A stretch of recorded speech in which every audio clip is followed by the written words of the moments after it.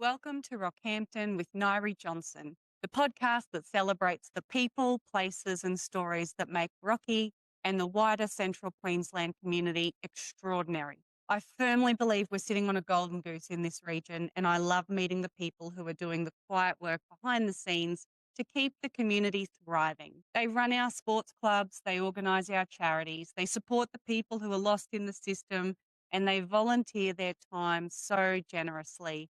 And I feel like the luckiest person in the world when someone shares their story with me privately. And now I'm privileged to bring their stories and achievements to you, the listeners of Rockhampton with Nyree Johnson. Sometimes they wonder why they were asked, thinking that what they're doing and what they've done is not that big of a deal. And I can hand on heart tell you that it absolutely is. Other times, my guests are ecstatic to be asked and they look forward to sharing a piece of their Rocky and Central Queensland story. Thank you for listening in. I truly appreciate you being here. Today's guest is Nathalie Grassi, and I am very excited to bring Nathalie to you today because she is the founder of Adopt a Beast, which is a local not-for-profit charity organisation which helps our Aussie farmers. Now, Nathalie's story is, in my opinion, filled with grit, determination and a passion to make a difference. I see Adopt a Beast show up all over the Rocky region at different events, fundraising, and the work ethic of the crew behind this organisation is absolutely phenomenal. And I'm really excited to have Nathalie on the podcast today so that I can share a little bit about her story and what drives her and the team. So thank you so much for joining, Nathalie. Thank you, Nyree, for inviting me in. It's been nice talking to you. So before we really get stuck into it, I have to ask you, if you could be an expert at anything at all in the world, what would it be and why? I would be an expert in farm management and helping farmers fight the governments and all the corporations walking onto their land, doing whatever they want to do. I want to be able to protect the farmers. That's where I'd like to be an expert at. Mm. I don't know everything about the land or the crop or the animal, but I'm willing to learn and just keep learning as I go ahead. I've always been a fighter for the farmers since I was very young. You do definitely have that fire inside of you. And that's something that I witnessed even from your very first launch event at the Great Western Hotel all those years ago. I could just look at you and the team that you had around you and go, these people are going to make a really big difference to our Aussie farmers. Yeah, we're working hard. I mean, we do have a strong team. We have a lot of fun while we work. But when it comes down to the nitty gritty, we really put heads down, thumbs up. So I can't default my team. They're always there, always with ideas, coming up with different fundraising ideas, whatever, they're there. And I'd be lost without them. One of my volunteers is an actual farmer out at Boulder Cone. She runs a small property with her husband and they do what she was telling me, steers now. I have another one that grew up on the land. Yeah, and I have some city slickers. I'll admit I have some city slickers, but it's all good. It's all good. Diversity is key. Yeah, yeah. Yep. Some So of tell my me a little bit about your I think we've got a bit of a delay in our conversation, but I'll let you finish. Okay. I have one volunteer in Western Australia. She does our social media and our website. I have one in South Australia. She's our treasurer and our bookkeeper. So she's two roles into one. I have one on the Gold Coast, and then the rest are all scattered around Gracemere, Kinka Beach and Rocky. So we're spreading out. Wow. How did you gather all of these volunteers across the country? By keeping on advertising on Seek, on our Facebook page, and just keeping on advertising. Right. And actually, sorry, I've got another volunteer I signed up yesterday morning, and she's from Rocky as well too. And she's going to be our calendar artist because we're trying to launch a calendar for everybody. So she's our artist, our designer. Fantastic. You've definitely someone who knows how to pull a strong team and be surrounded by good people. So that's fantastic. So tell me a little bit about those key moments in your life or key people that have essentially shaped your experiences and and made you who you are today, this driven, determined person to help our farmers? When I was about 5 years old, we were living in a forestry just outside Canberra, and I had friends and they owned dairy cows. And during summer, because it's so stinking hot, you sleep with your bedroom windows open and everything. One of her cows escaped and came into our backyard and decided to pass wind. And from that moment on, not the smell of her passing wind, just the smell, the notion that this cow came into our backyard, that was it. Yep, I love cattle. That's not a problem. I remember my teacher, because he was only a 2-classroom school, he said, "We'd like you to do a project about anything you want." And I did 3, 4 big art books all about cattle, and it's just been ever since then. It's in my blood, and I can't get rid of it. Mm, No matter how hard I try, it's mm, just in there. mm. But yeah, so that would be the key moment. My friend's cow coming into our yard during a hot summer night. And then Linden floods Oh, in the late 80s, early 90s. mm, That was another one. I wanted to go out there mhm, to help, but they had too many volunteers, so I was stuck in Canberra, couldn't go and help there. I would do anything mm, to help the farmers. I did go to, mm, not Calliope, Quilpie for the Burren Buddock Hay Run, did mhm, that, and I had a ball. I mean, okay, I was doing the first aid kits because, mm, I was injured, didn't bother me. I was out there helping them, and I knew that the first aid kits, they were going out to the mm, farming families that needed it. So anything I can do, I will do it. That's not a problem. yep, Yep, that's me. I'm just a bushy person. mm. I love And the so land. I Adopt love a the Beast bush. was actually founded, sorry, there's just a slight delay. Yeah, no, that's fine. Yes. So Adopt a Beast was actually founded in 2019 after the Julia Creek floods. Was there something in that event that really drove you to formalize your support and create Adopt a Beast? Watching, like, I've seen enough floods and I've seen enough livestock losses, but this one just really just tore at my heartstrings. I needed to do something. And I know that when farmers need to apply for loans and grants, it takes forever. And I don't want them waiting. I just want to say, right, let's go, let's get you Mm, started. Once you've got your fences up, you've got feed and water, let's get started. I went out to Julia mm, Creek at the Easter of 2019, met some people, and got to know them. And oddly enough, some people remember me. I can go to Julia Creek every couple of years. Yeah, I know who you are. The Mayor of McKinley. We talk every now and then. She goes, "Yeah, I remember you from Julia Creek back in 2019." So they know me. But those floods mm, up there is what really, and I was on work cover and I needed to do something, and that just all mm, timed in well. And I remember when I was sitting mm, in the office where I was working, I was coming up with names, and I passed the paper to all the other workers. Yep, they all said, "Yeah, let's stick with Adopt a Beast, not adoptable, not this, not that." So, and then when I formed my committee, everyone said, "Yeah, adopt a beast." I think it draws attention because people look at it, well, I don't want a beast to adopt. I've already got one. I'm married to one or I divorced one. They joke about it, but it draws attention mm, to it. And sometimes some people will read the banner and then come up to us and say, "Oh, we thought it said adopt a breast." Again, and it's attention. I think it's an icebreaker, a conversation maker. And I don't want to change the name. I like it. mm, It's simple. mm. It's 3 little words.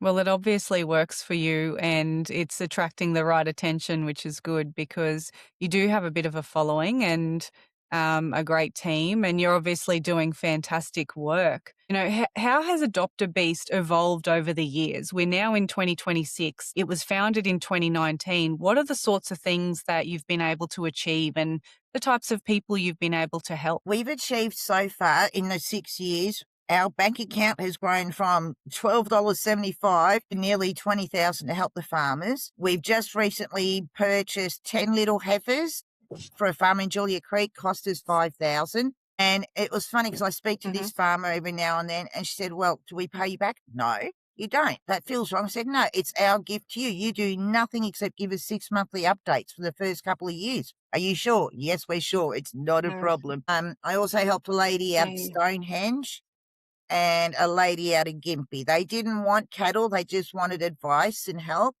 with certain aspects of things, so we're doing that. Our first farmer that we actually purchased 2 heifers for him too was out at Barcaldine, and I think that was in 22? Yeah, not 2022.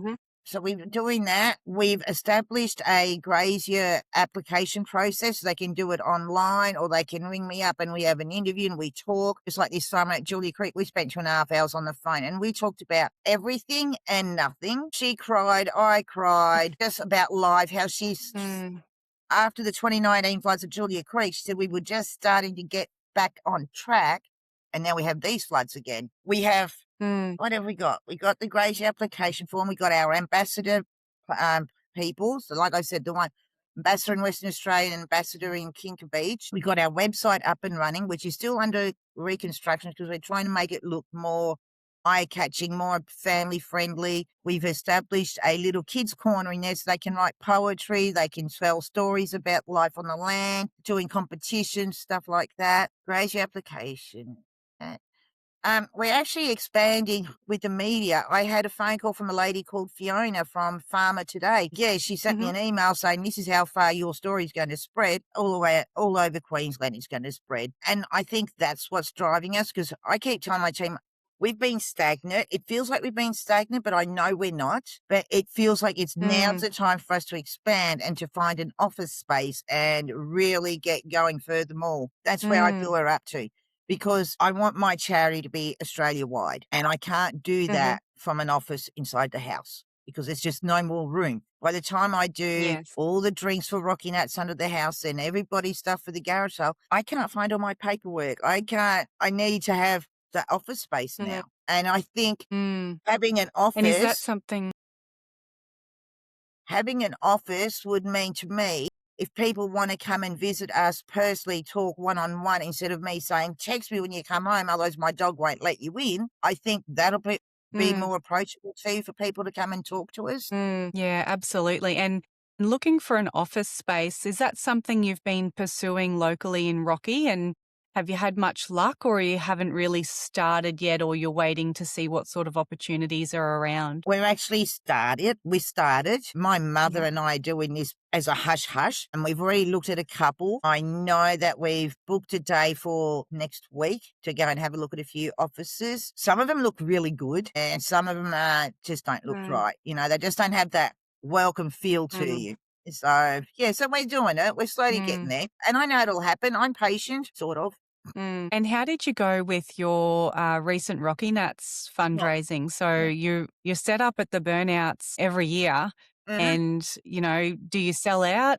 Is it mostly drinks and snacks? Like, do you have any trouble filling your roster for those 3 days? Don't have troubles filling out the roster. I did this year because two of my volunteers had to go to Adelaide for a wedding. That's not a problem, but we managed. But I have so much fun. Like, I know it's hard work. I just have so much fun because I love the burnouts. And, it is what it is. I love Mm, motorsports. I love the smell. It's just me. We don't sell out the drinks yep. all the time. But what we do what every Mm, year, what's left over, they sell it to a furniture removalist company in Rocky, so they get it. But this year, I can't sell it to him mhm. because my ambassador down at Kinka Beach has organised a Bunnings sausage sizzle. So those leftover drinks will be going down there for the sausage sizzle at Bunnings. So yeah, I've still got 800 Yeah, drinks under the house. fantastic. But yeah, no, I have a blast. I really do. I go there every year. The thing about Rocky Nats, growing up, when I was living in Canberra, I was there for the very first summer Nats. And now I don't know if you know a show called Night Rider. Mm, They had the car called Kit. They brought that out to Canberra for the first summer yes. Nats. So I've been watching from summer Nats, and then I'm Wow. here in Rocky, and I've been here in Rocky for the first Rocky Nats and onwards. So, it followed me. Mm. So how do you think that being in the Rockhampton community in particular has helped to shape your story? Like, what does community impact mean to you? The community impact means to me like we're getting recognized, not just by what we do. Oh, you're a Dr. Beast, or I know who you are. You sold us tickets and whatnot. So people are recognizing us. I love the community because it is a community. If we need help, I Mm, ask for help and get it. Maybe not straight away, but I do get it. And mm, to me, that's community. And that's what I teach my volunteers. We're community, we help the community, the local community, and when we help the people out west or out north, whatsoever, we keep it in the community for them too. So to me, community is a huge part of keeping a Dr. Beast going. Couldn't do it without them. The community buys Mm. our raffle tickets, they buy our drinks, whatever. They're there all the time. And we have repeat customers, which is good. I know we have local That politicians is that support us fabulous. too. So yeah, no, I'm quite happy with it. Mm. But like I said before, it just feels now's the time to get out of the house and get into the office and get bigger. I don't want to miss an opportunity. And make more of an impact, yes. And I even remember at your launch at the I'm Great just getting a drink. Western, was it 2021 or 2020? I can't remember when that launch party was, but you had, I'll wait until you come back and then we'll keep going. Lev, you froze. You froze. Are you there? You've been cutting out. Okay. Am I not Yeah, I'm frozen here. anymore? It was you. No, you're unfrozen now. Awesome. No, still frozen.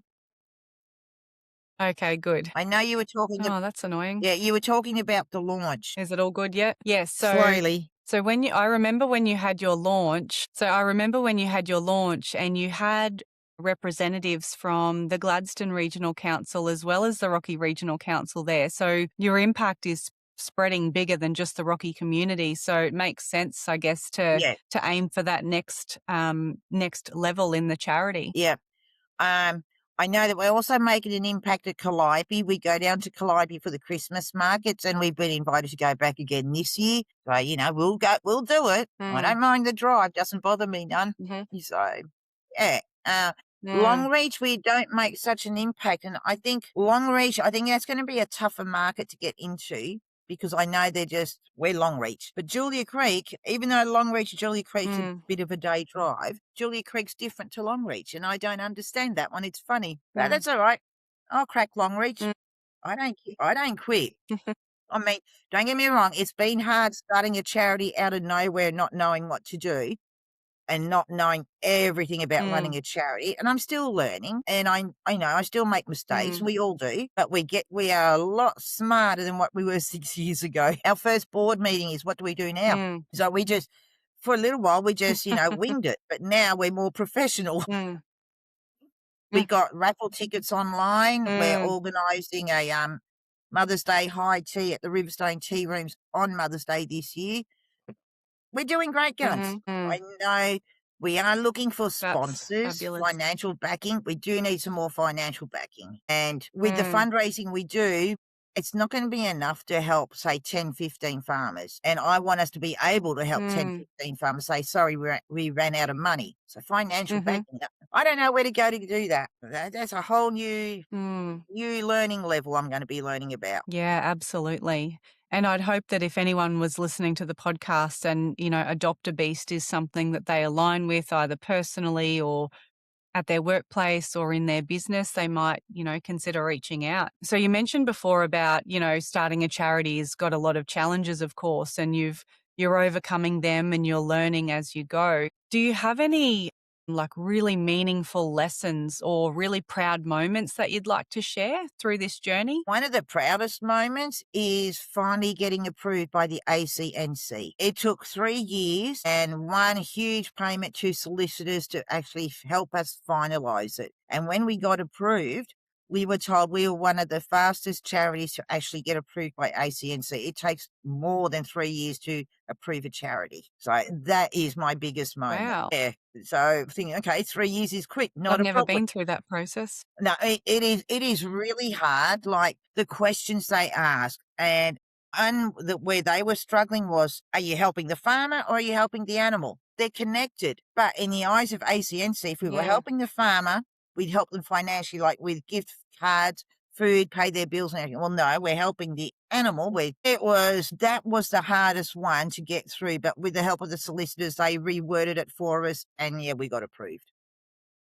That was my biggest, proudest moment, Yeah, wow. What a and journey. helping our first farmer. Yeah, Yeah, that would have been such a proud moment helping that first farmer. I could just imagine. yeah. So tell me, you're a very driven person. You want to make a difference. You are making a difference. Your team is making a difference. What keeps you going every day? Obviously, in a charity or a not-for-profit, there's a lot of setbacks. There's a lot of Yep. things that don't go right. There is a lot more to juggle than in an ordinary business, for example. What keeps you moving forward and going even on those really hard days? The farmers. It's as simple as that. It's just the farmers Mm, and the small rural communities. I mean, I hate mm, doing paperwork, and I mean, there are days I start at 3 in the morning, do a few hours of paperwork, and then I'm back at it in the afternoon and then back at it in the evening. The paperwork is a killer, but it's the farmers that keep me mm, going. And there's no mhm, other way to say it. It's just the farmers. And eventually it's not just going to be adopt a beast with cattle. It's going to be horses, goats, chickens, whatever. But for the moment, we start with cattle because we're in the beef mm, capital. But yeah, it's the mm, farmers and their families. That's what keeps me going. I have thought mm. many times to give up, and I've been told by some members of my team, "Don't you dare, because we'll shoot you." Okay, not a problem. Yeah, and this early on this year, I was really, really close to giving up. Oh, hopefully they're not And serious. I think no, no, no, Mm. they keep saying if you give it up, you will lose yourself. You will not know what to do with yourself. It's your passion. So I listen to them and I keep going Mm, because farmers don't quit either, mm, even though they want to. mhm. Plus, I want to go out to the bush and Yeah, visit some of these absolutely. farmers. I want to go traveling. I can't do that here. I want to go traveling. Yeah. And so, if you could give some advice to the next generation of young people who are coming along after us, you're making a significant contribution to this world. And it's always, in my opinion, a good idea to leave the world a little bit better than what you found it. But Mm. what advice would you give to young people who are coming along today? I would give them to not ever give up on their dreams. Discipline, self motivation, dedication, fighting and believing in your passion and fighting for a good cause. And I know there are a lot of smart young people out there. They do have the passion that they fight with the environment, with everything. They do have their passions, and you can see it. It Some of them are really, really young, like Mm, before teen years, and okay, they're very clever and they're self-driven. And mm, once you decide to do something for yourself and for the community, you've got a self-accomplishment. You've got that, wow, I did that. I did that to help these people. mm, And they're gonna pass something forward, pay it forward somehow to somebody else. And I know that will help the world. mm, mm. I mean, don't get me wrong, I'd love to help every Yeah. single farmer And out there's there. no, And that's why I've been kicked off our, grazier yeah. committee because they said to me, "No, no, because you'll help every single farmer, whether they need it or not." Fine then. So I'm not allowed to be on that committee. Everyone else on that committee decides, and I have the final say. Hope you didn't hear It's such Rosie. a, yeah, we did. That's okay. It's such a great accomplishment to help someone else and not expect anything in return, which is essentially the mission of Adopt a Beast. Yeah, For anyone who's listening and hasn't heard about Adopt a Beast yet, you just have to do a quick Google search, adoptabeast.org. The website's there, the social media's there. You can follow along, you can get involved. I'm sure you wouldn't turn away any volunteers who came your way as well, Natalie. definitely not. Nope, nope, because I can't do it all on Mm. my own. Some of my volunteers are getting they're aging gracefully, and I can't ask a 79 and 80-year-old to go to Rocky Nats. It's just not on. I mean, they're not Mm, fit for that anymore, so they're doing mm. quieter things. Oh, look, I I'll need still be there at 80. pardon? I'll still be at Rocky Nats when I'm 80. Oh, yeah, so will I. Definitely. Yeah. I would actually like to go and do I know you can sit in the car of a burnout, do a lap with the burnouts. I'd love to do that, but I have a fear. But I'm gonna beat that fear and do it next year. I think it'll be fun. Good. I can't wait Just to see you. Yeah, same here. Yes. Just tell my team I'm going away for 5, 10 minutes. I'll see you later, and don't say anything to my team. No, I've been called Just Peter like this Brock. podcast, it's gonna be a surprise to them. Yeah, I know. Oh, geez, I forgot all about that. Yeah. Oh, well, they know me. They do know me, so it's all good.